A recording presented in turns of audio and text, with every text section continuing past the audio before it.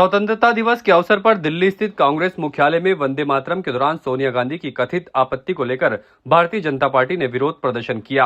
अजमेर शहर भाजपा अध्यक्ष रमेश सोनी के नेतृत्व में भाजपा कार्यकर्ताओं ने गांधी भवन से मशाल रैली निकाली, जो शहीद स्मारक पर पहुंची और यहां कार्यकर्ताओं ने कांग्रेस के खिलाफ नारेबाजी करते हुए पुतला दहन किया। प्रदर्शन में देवनारायण बोर्ड के अध्यक्ष ओम प्रकाश भडाना सहित बड़ी संख्या में भाजपा कार्यकर्ता मौजूद रहे।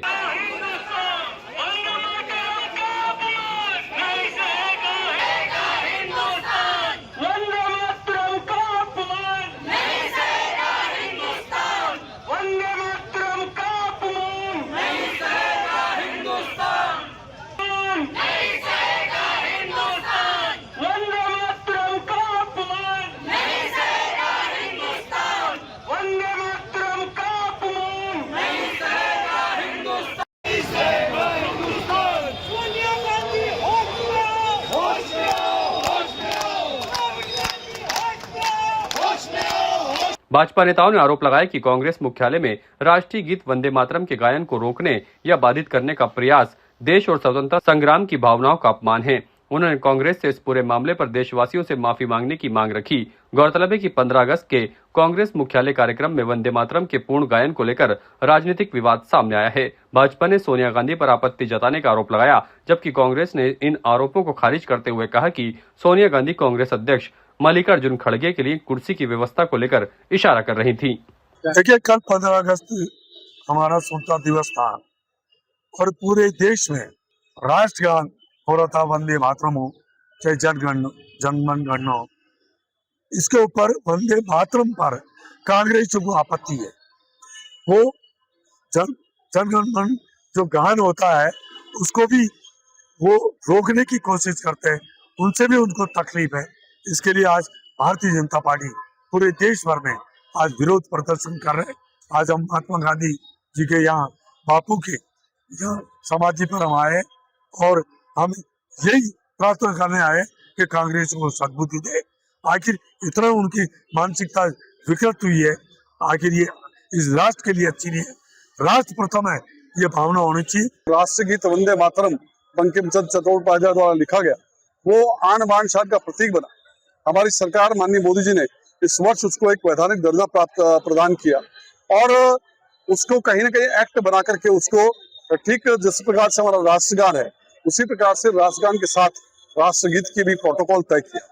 और उस प्रोटोकॉल को तय करने के बाद पूरे देश भर में जहां एक और झंडारोहण के बाद राष्ट्रगीत और फिर उसके बाद राष्ट्रगान हुआ, लेकिन कांग्रेस के कार्यालय में हमारी जो ब्रिटिश मानसिकता लिए हुए श्रीमती सोनिया गांधी है और कांग्रेस के युवराज राहुल गांधी और साथ में जो उनके राष्ट्रीय अध्यक्ष मल्लिकार्जुन खड़गे हैं, जिस प्रकार से जब वहां पर वंदे मातरम बजने लगा तो ऐसा लगा कि शायद उनके मन में और उनकी आत्मा विचलित हो गई कि राष्ट्रभक्ति का गीत कांग्रेस के कार्यालय में किस प्रकार से बजा। तो कहीं ना कहीं जब इस प्रकार से उसको रोकने का प्रयास किया गया, मैं कहता हूं कि अभी वर्तमान में जो एक्ट बना उस एक्ट के तहत कहीं ना कहीं कानूनी प्रावधान और उसके लिए दंड और जुर्माना दोनों का प्रावधान है।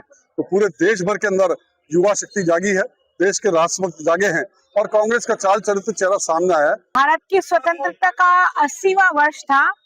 इस 80वें वर्ष में जब कांग्रेस के कार्यालय पर ये स्वतंत्रता दिवस मनाया जा रहा था, तब वहां पर सोनिया गांधी और कांग्रेस के राष्ट्रीय अध्यक्ष खड़गे और राहुल गांधी द्वारा वंदे मातरम गीत को रोका गया।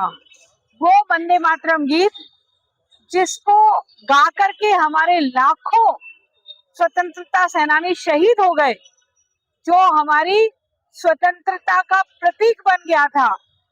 इस वंदे मातरम को गा करके शहीद भगत सिंह सूली पर चढ़ गए थे, फांसी पर चढ़ गए। वो वंदे मातरम गीत को रोकना निश्चित रूप से हमारे राष्ट्र का अपमान है और ये अपमान हम नहीं सहेंगे। भारत में देश की आज़ादी का 80वां स्वतंत्रता दिवस मनाने का काम पूरी देश की 140 करोड़ जनता ने हर्षोल्लास से बनाया और पूरी देश की जनता ने हमारे स्वतंत्रता आंदोलन में शहीद हुए हमारे स्वतंत्रता सेनानियों को याद किया, आज़ादी आंदोलन में भाग लेने वाले उन स्वतंत्रता सेनानियों का सम्मान किया और उत्सव के रूप में देश की 140 करोड़ जनता ने उस त्योहार को मनाया। और जिस प्रकार आपने देखा कि पहली बार पूरे देश में वंदे मातरम गीत को, हमारे राष्ट्र गीत को सरकारी कार्यक्रमों में लाल किले पे पूरा गाने का काम किया गया।